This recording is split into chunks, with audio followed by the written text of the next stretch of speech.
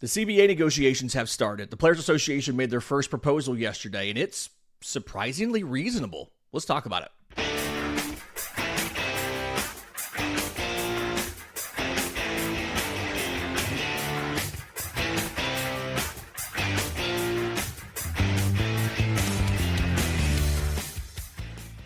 Yes, welcome on in to Braves Today, a production of the Believe Podcast Network and presented to you by FanDuel. I'm your host, Lindsay Crosby, author of the Braves Today newsletter over at bravestoday.com. Braves lost last night in Boston, and it wasn't close. It's an ugly game all around, offensively, defensively, pitching-wise. Honestly, probably not worth spending a whole show on. Just being honest. I did write up my thoughts in extended form, over at bravestoday.com in the Today's Three Things game recap from last night. What I do want to talk about that I think will end up being more productive is the Players Association, in advance of this winter's expiration of the CBA, made their first proposal yesterday to the league, to the owners, about what they wanted to do in the new CBA. The details of which they then released. And there's a couple things to know here that are important, but overall, I was impressed by how reasonable a lot of these points were and how this is a very reasonable starting point. I keep using reasonable, but that's what it is. The things to know is that, one, this is a starting point. These are not intended to be the final terms. These are intended to be, hey, this is a realistic starting point from where we are now, and we should likely end up somewhere in the middle. The other thing to remember is the Players Association didn't used to do this. They didn't used to release the details of these proposals publicly. But in the last CBA negotiation, the owners were very quick to try and grab public attention and grab public sentiment on their side and started releasing their proposals to make the players look unreasonable. So this is now the Players Association saying, here is what we're asking for. A lot of it makes a lot of sense and is very simple. We're not asking for massive changes. And I think the big takeaway that I had from this was that the players are not looking to reinvent the wheel here. We know there are economic issues with the game of baseball. And the best way to handle all of it, honestly, if you want to get to something that is closer to what the NFL has, the best way to handle things for Major League Baseball is to take all of the broadcast rights, bundle them all together, sell them on a national level, and divide the money equally among all teams. And when we talk about the leagues that have a hard salary cap, like the NHL, like the NFL is the gold standard here, a majority of every team's money comes from that national TV deal and everybody gets the same amount. Part of the reason that Major League Baseball is seeing the disparity right now is because everybody's financial terms are different on their local broadcast revenue, and everybody's making different amounts. And some teams, like the Dodgers, like the Mets, like the Yankees, are making massive amounts of TV money. And so the Players Association, and let's keep in mind, it's not their job to fix that. They don't have the power to fix that. But what the Players Association did is propose different ways to get the league, to a place where things are more competitive than they are now. They focused on finding ways to get money from the higher revenue teams to the lower revenue teams through revenue sharing, but also to incentivize, or in some ways punish, those lower revenue teams, incentivize them to spend money and punish them if they didn't. So let's go through the proposals. Let's go through what they talked about. And I do think it's important for me to point out, just in the perspective of trying to be open, I am generally pro player over pro management.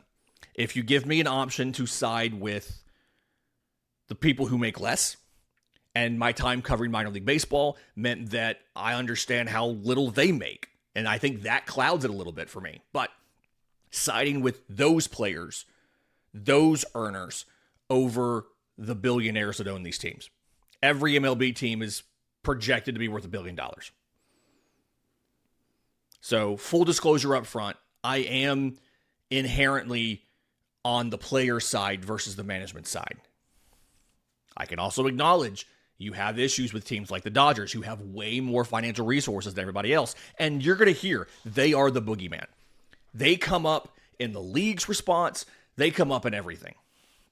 So, here are some of the top line items that the Players Association asked for. The first one is an increase in the minimum salary. It's currently $780,000. They proposed an increase to $1.5 million. Remember, this is a starting point. It's not going to be $1.5 million. But so many teams now are focusing on pre-arbitration players who are making the minimum. It really feels like the league's goal, or the Players Association goal, the PA's goal, is to get that minimum salary to $1 million. Get it to 7 figures. It's at 780 now. Again, 1.5 million. The league counters. You find a spot in the middle. Okay. The base CBT threshold changing from 244 million, where it starts now, to 300 million. That is a big jump. But again, starting point. You start here, you end up somewhere in the middle. 270, something like that. That point specifically, the base CBT threshold, was something the league jumped on when they issued their response. And there's a little bit of inaccuracies in this league response. They're misrepresenting some things, but they specifically pointed on it would weaken the competitive balance tax, quote, and lead to even more payroll disparity that exists today. For example, under the union's proposal, the Dodgers would pay less in luxury tax payments, giving them an additional $70 million to spend on payroll. The Players Association addressed that. They took care of that specific point the league's trying to make. But again, top line things here. They want to change the revenue sharing system in small but significant ways. And this, I think, is the main reason why I think this could potentially work. Because what the Players Association is proposing is more local television revenue would be subject to revenue sharing, but less in-stadium revenue. And the difference there, you might cut out, we don't have numbers, you might cut out, say, 10% of stadium revenue sharing, but increase TV by a larger percentage.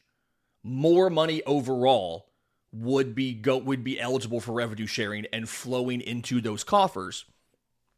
But cutting back the amount of in-stadium revenue, the idea here is the Players Association, and this is from their press release, they want to incentivize teams that invest in payroll, that win, and draw larger crowds. Guess what? If you invest in your team, and your team is good, and your fans are energized, and fans come to your games, you will keep more of that money. Makes sense. It's reasonable. I keep coming back to that, but it's reasonable. Speaking of, they want to establish what they're calling a competitive integrity tax. If you do not spend at least $150 million on payroll, in essence, you lose revenue sharing money.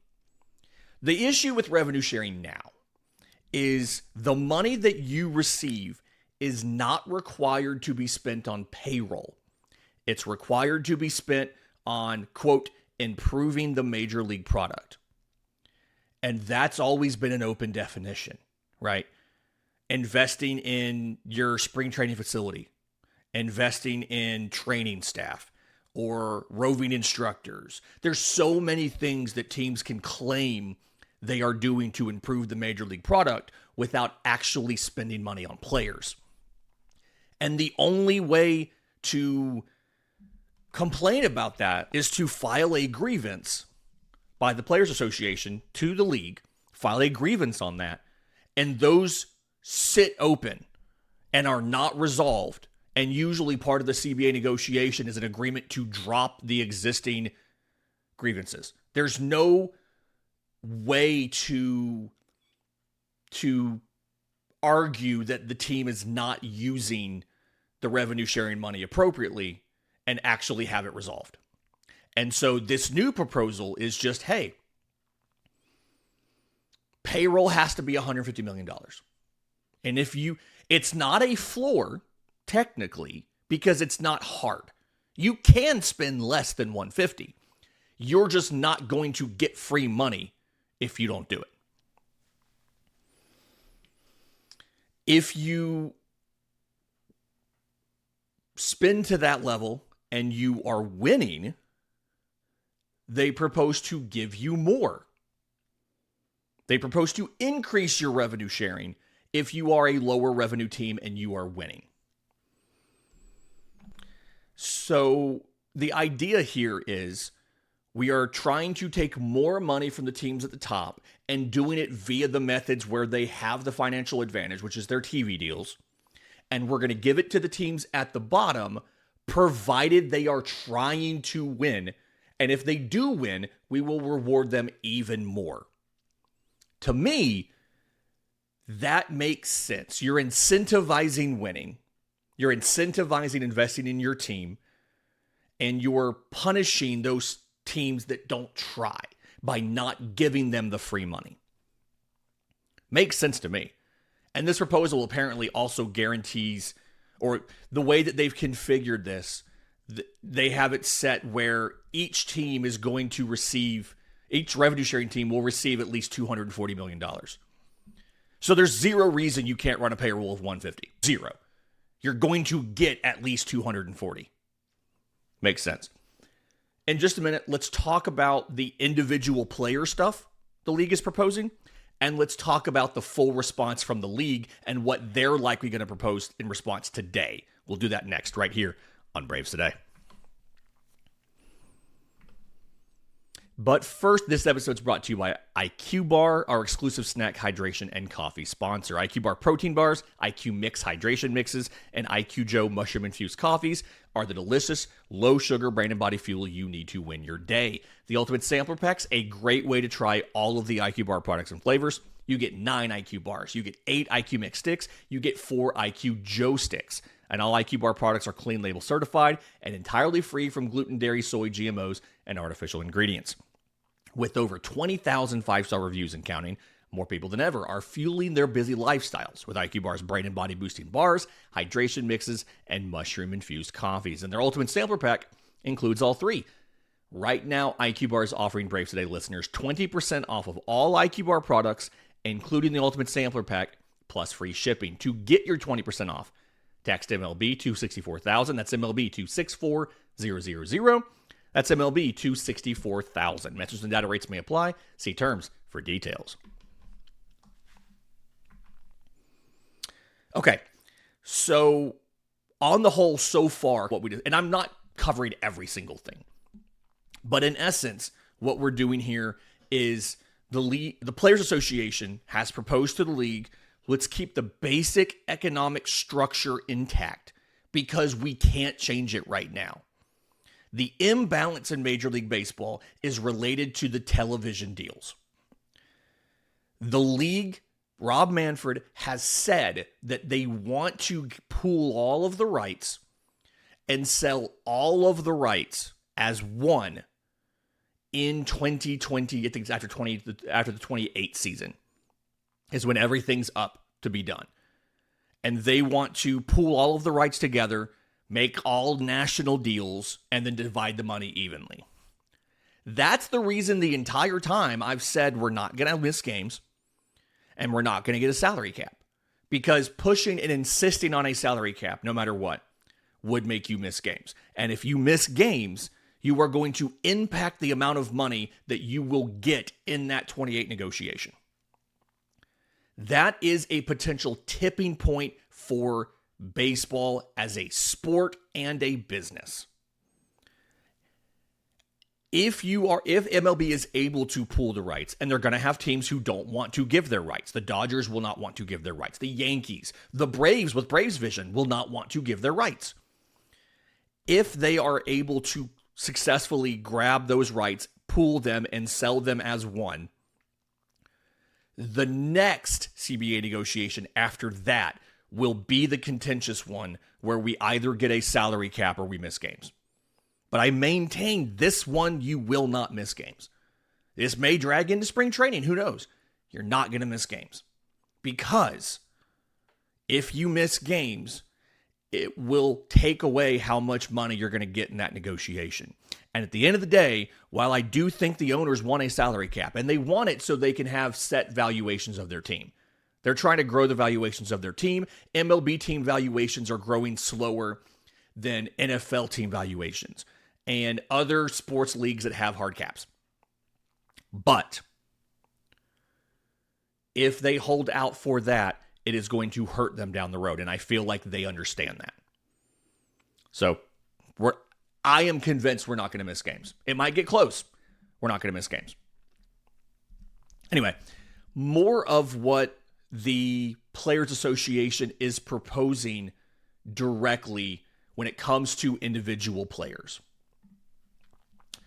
They want to increase the pre-arbitration bonus pool. Right now, it's $50 million. Each team contributes equally into that. This is the pool that got Drake Baldwin a bunch of extra money after his rookie year. There is two different ways to get paid from the pool. The first is if you win awards, like Rookie of the Year, Cy Young, MVP, you have finishes in those awards, you get paid out set fixed amounts from the pre-arbitration bonus pool.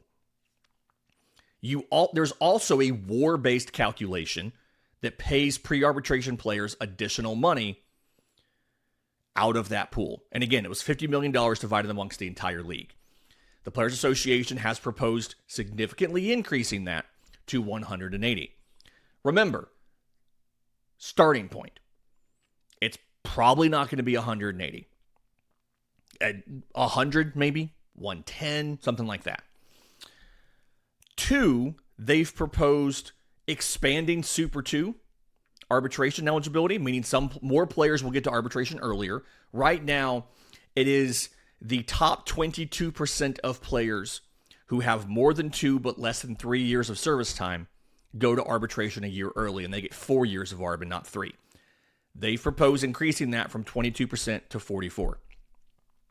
They're not asking for something crazy like 80%. They're not asking for 4 years of arbitration for everybody. They're keeping the base structure intact, but just expanding who's eligible. They have proposed a minimum tender level in arbitration of $3 million. If you don't think this player is worth $3 million, then you non-tender them, or you reach a longer-term deal or a deal outside of arbitration with them. $3 million minimum tender. Again, starting point. It's going to come back down. They're not trying to wholesale change the amount of time to free agency. Again, they're keeping the existing structure. There is one change that they're trying to make. If players have hit 30 years of age and 5 years of service, they can go to free agency early. And that's an acknowledgement that so many teams are not wanting to give full-size contracts, standard free agent deals to guys on the wrong side of 30. If you hit 33 or so, you're probably getting at best one free agent contract, and you're getting that contract for 2 or 3 years. You're not signing a long-term deal. And so their proposal is if you hit 30 years old and you've been in the league for parts of 5 seasons, 5 years of service, you go to free agency. You don't have to wait until you complete 6 full seasons. Okay. Which means, in essence, that's incentive to call your guys up by the age of 25, 26 at the latest, right? They play their age 30 season. They complete their 5th year of service that season. They go to free agency. It's incentive to call your guys up a little bit earlier. They did also do more proposals that are in the press release about more things to combat service time manipulation. They introduced more ideas about to expand the draft lottery to further incentivize tanking and getting rid of the qualifying offer, but finding other benefits to lower revenue clubs who lose players to free agency. I've long said they should do something similar to bird rights in the NBA, where you are in some way rewarded, incentivized, assisted to re-sign your own players, something like that. Don't have the full idea figured out. It's not my job. But maybe it's additional revenue sharing funds to sign what you can call a franchise player, and they don't count against the CBT for you or something. Find some way to do that. They're working on something like that, in essence, that is some sort of benefit a lower revenue club will receive if they lose a player in free agency. To me, again, I've said it 10 times now, this is a very reasonable starting place. They're not touching the massive things the league doesn't like. They're not trying to change the amount of time, shorten the time to free agency. They're not trying to dramatically reshape arbitration as far as getting every player into arbitration earlier. They're not doing that. I do think they can do more. This is not perfect. I do think if you really want to address the spending at the top, which, let's be clear, the Players Association doesn't want to do. That's not their problem. They are fine with teams spending more money on players at the top. That's not their problem. The end of the day, the best way for the league to handle this is for the league to take some of these proposals and then turn around and increase the penalties at the top. I've long said, if your only penalty at the top, or your only significant penalty at the top is a tax, it's a financial charge, that just becomes the cost of doing business. It's a common concept in the business world, right? That's just the cost of doing business. Right now, the biggest non-financial penalty to going over the top tiers of the CBT is your first round draft pick gets moved back 10 spots. You know what you should do? Take it away. I've made this comparison on the show before. In the MLB draft, you are allowed to exceed your bonus pool by 5%, and the only thing you do is pay a financial tax on the amount over 5%. In the amount over the pool up to 5%. Once you go over 5%, you start forfeiting picks. And in the length of time that they've had this system in place, no one has ever gone over 5%. Ever. Because no one wants to sacrifice additional draft picks. Why is that not the rule for the 4th tier of the CBT? Why is that not the rule for the 3rd tier of the CBT? The league should be proposing that. They're expected to propose a salary cap. Again, I think they're going to cave on that. I think they're going to give up on the salary cap and instead just find mechanisms to replicate the effects of a cap without it being a hard cap. That's what the NBA has. The NBA does not have a hard cap. They just restrict what you can do at the top once you go over whatever apron they've called it and all of that. Take away draft picks. Make it where teams can't do waiver claims. You can make that 4th tier incredibly difficult to manage your team if you're over. And you'd have to grandfather teams in, right? You can't just automatically take away a team's ability to do some of these things. But let's also keep in mind, that's not the Players Association's responsibility. That's the league's responsibility. There is an economic disparity between the teams at the top and the teams at the bottom. That is not the Players Association's responsibility to fix that. They did address it. They did suggest things that would help with that. But that is ultimately an issue the league has to figure out. And that's what makes these negotiations hard for the players, is they are not negotiating with the owners as a monolith. They are negotiating with the lower revenue owners and the higher revenue owners, and those two groups don't agree. The biggest conflict here is not the players and the owners. It's those two sets of owners.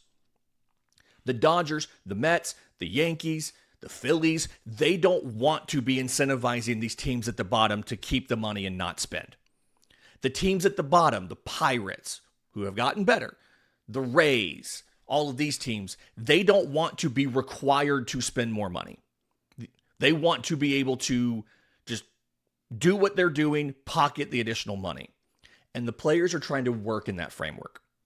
They're trying to make suggestions among that. In the interest of being thorough, let me read to you verbatim the league's response. This came from Glenn Kaplan, spokesperson for Major League Baseball. And I'm going to read you exactly what they said without any sort of editorials here.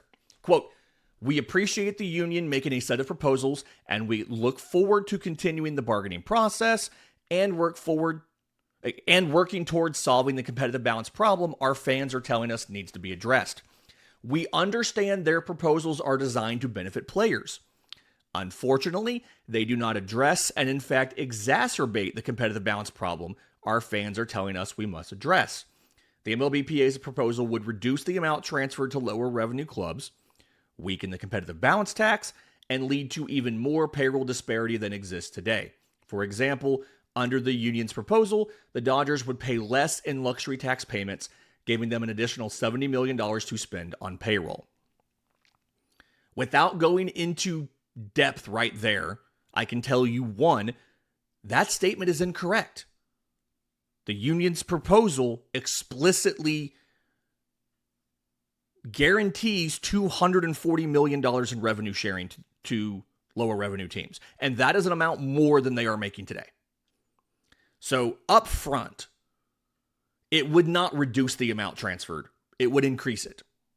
And this is common, right? You misinterpret, you distort the league's proposal or the other side's proposal to make it look bad.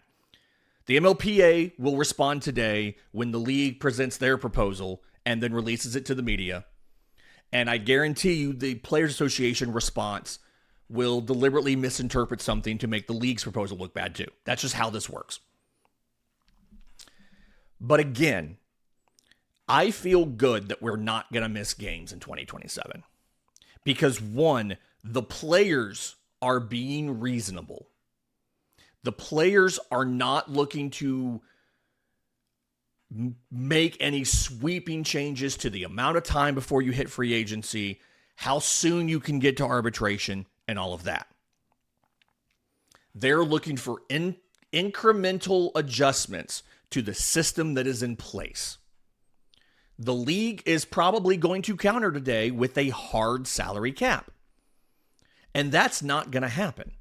But again, the league will soften from that stance before they miss games so that the next TV negotiation, they can get as much money as possible. And if they do succeed in pooling those rights together and selling them as one group, then the next CBA negotiation is going to be wild. That'll do it for this non-Braves edition of Braves Today. Please like the video, please subscribe. We'll talk to you next time on Braves Today.